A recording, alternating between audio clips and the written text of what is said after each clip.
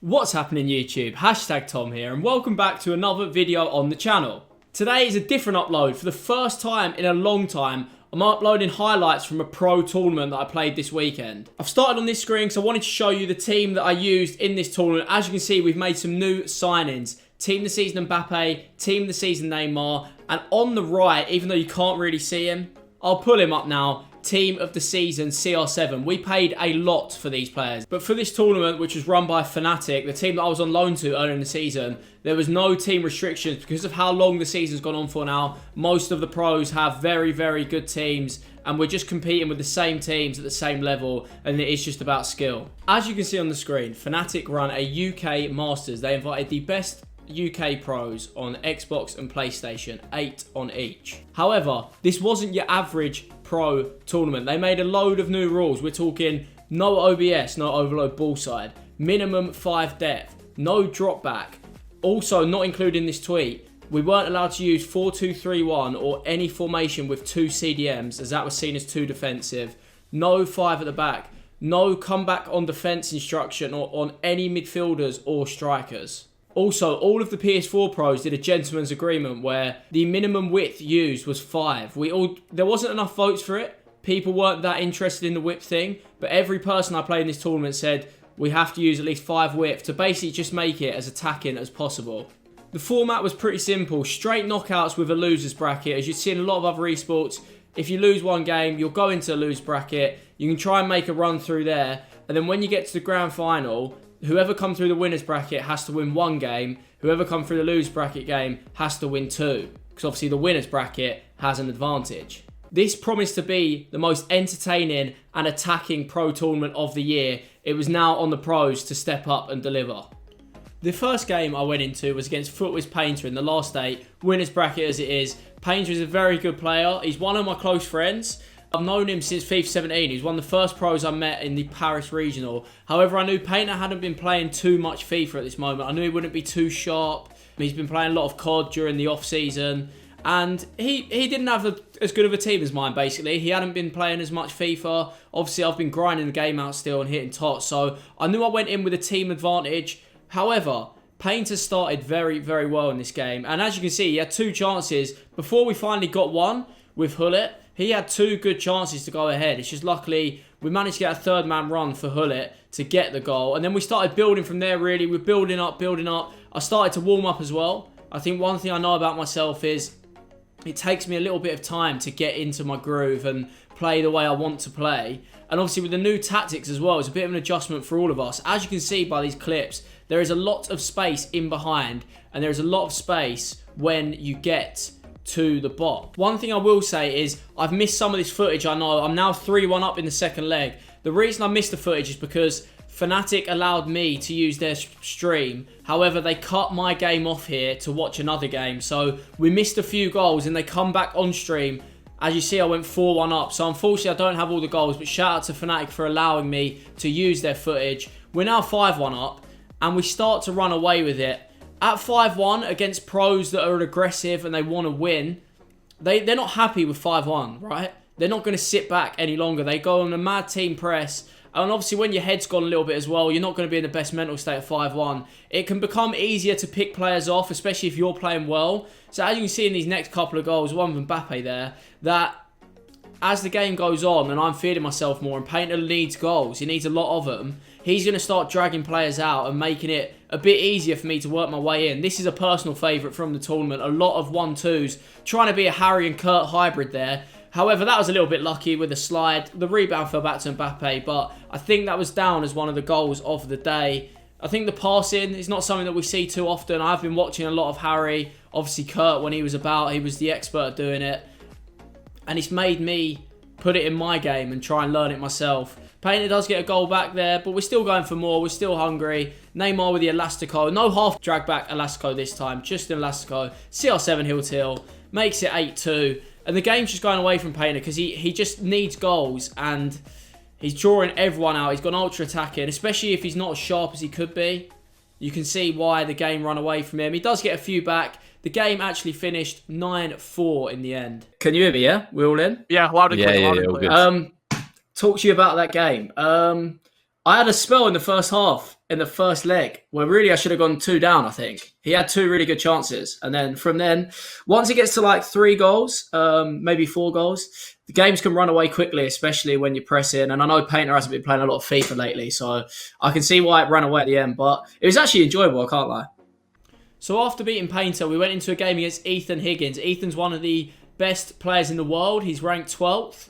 I think. Sorry, Ethan, if I've got that wrong. And I knew it was going to be a tight game. We've had a few games this season in the Club World Cup and in Atlanta, so I knew it wasn't going to be easy. However, the first 2 goals were the exact same goals. He drew out his Ramos aggressively. I did a ball roll, through ball, a long through ball. It worked both times. We went up 2-0 very, very early. However, Ethan wasn't going anywhere. And I knew that. I knew 2-0 wasn't comfortable, especially with the attacking tactics on display. He gets one back with CR7. A nice move as well. He actually cuts me open. And I knew there'd be a lot of goals in this game. And I wouldn't feel comfortable until I was 4 or 5 up, really. We go back straight away. And I like this goal as well. I use the space pretty well with R9, if I do say so myself. Little drag back just there. And the FIFA 20 near post, we all know it by now, is the best way to score. But this game is an absolute thriller, I tell you that. Somehow, CR7 dives there. I'm not having that. That was a dive. I didn't actually press anything at Quadrado.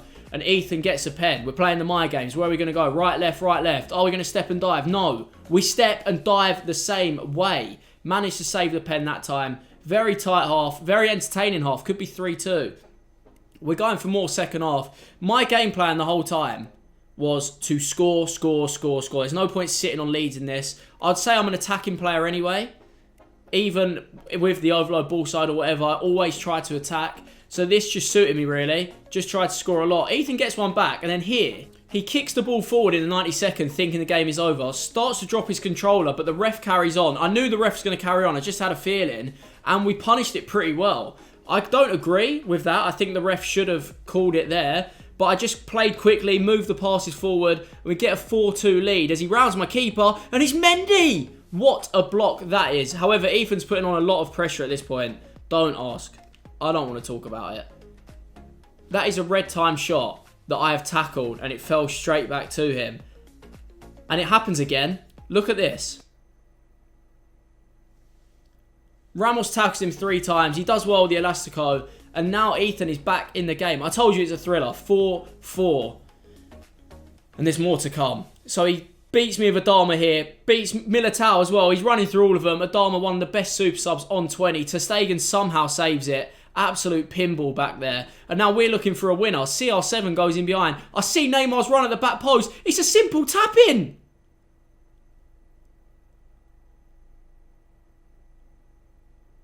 I went to forfeit. I'm only joking, of course. I'll never actually quit in a pro game.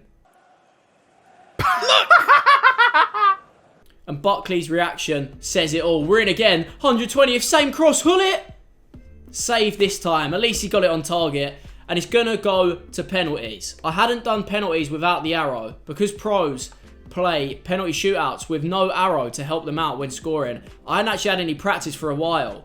But I was still pretty sharp. Obviously, Harry taught me a lot of things a few months ago. And I just remembered them. It was just muscle memory of the thumb, where to move it, how to hit it in the corners, how to green them. And we're doing all right. We managed to save the 3rd pen. So we're now up if we score this. R9 tucks it. 3-2 up with 2 pens each. However, Ethan's doing well. His penalties are nice. He keeps going the same direction every time. And I thought surely he's going to change at one point. But he never actually does. Somehow, Ter Stegen doesn't keep that out. Don't ask me. Don't ask me. He should be keeping that every day. Mbappe scores. I now need to score to win and get a place in the upper final. Neymar with his run. Please hurry up. I hate this run up so much. Bosh. Straight down the middle that time. We've got the win. And we are now meeting Shells in the final. Shells is a very, very good player. I haven't beat him too many times.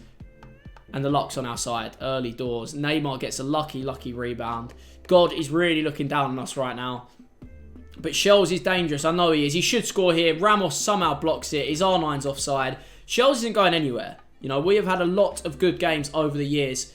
If you didn't know, he was my first ever mate in the FIFA scene. We both met each other in Paris, where he finished 3rd. I finished 5th. He beat me to qualify for Berlin, where he went on and won it.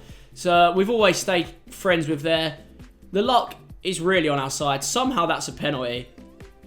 R9, he tucks it in the corner. What he does best. I've got to score it. If the game gives it a penalty in a pro tournament, I have to score it. We're looking for more though. I knew Shells would be a little bit angry at them decisions. And we managed to get the third in the first leg, 87th minute. And we have a 3-0 lead somehow. Don't ask me how, because this should go in as well. Realistically, I haven't actually spoke to Shells about this match, but he should be fuming. And he should be drawing at this point, I think. I think a draw going into second leg would be fair. We're somehow 3-0 up. And now the magic comes out. R9 with the Elastico, near post finish.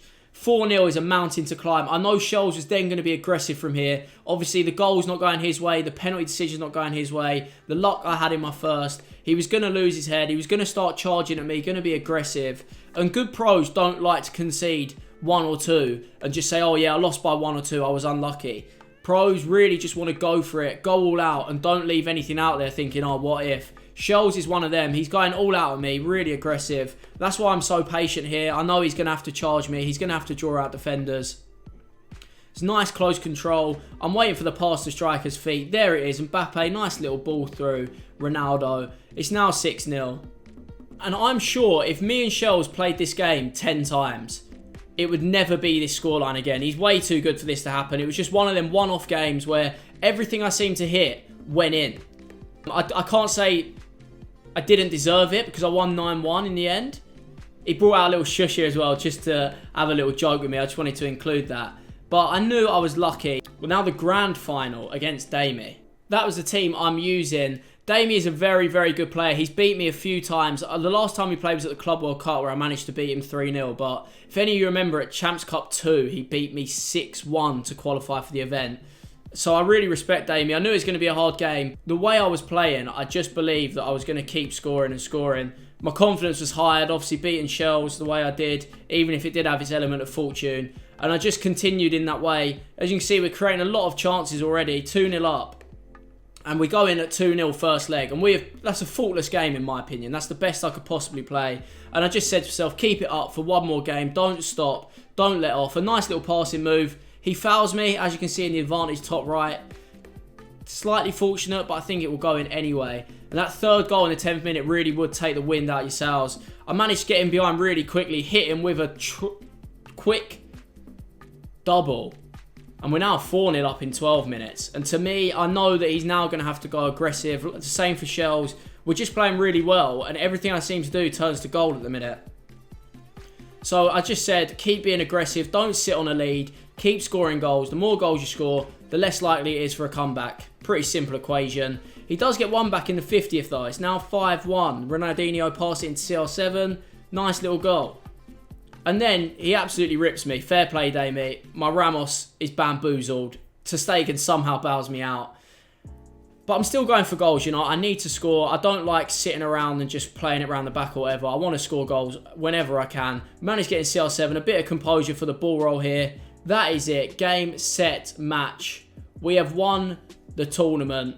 We managed to win the UK Fnatic Masters. We bagged ourselves $1,250 as well. So not bad for a day's work. And I think the tournament was a massive success. A lot of big scorelines everywhere. I saw Damie beat Stokes 9-8. My games were 9-4, 6-1, 4-4, 9-1. There were a lot of goals involved. And hopefully, maybe one day, EA will implement these rules into the big tournaments like the Foot Champs Cups, the playoffs, the World Cup, the E-Premier League, the big ones you see when we get back to competing. I hope you all enjoyed watching this style of video, something a bit different to what I usually do. So let me know in the comments if you'd like to see more of this content. And also leave a like and subscribe if you enjoyed it. Thank you all for watching, and I'll catch you all soon.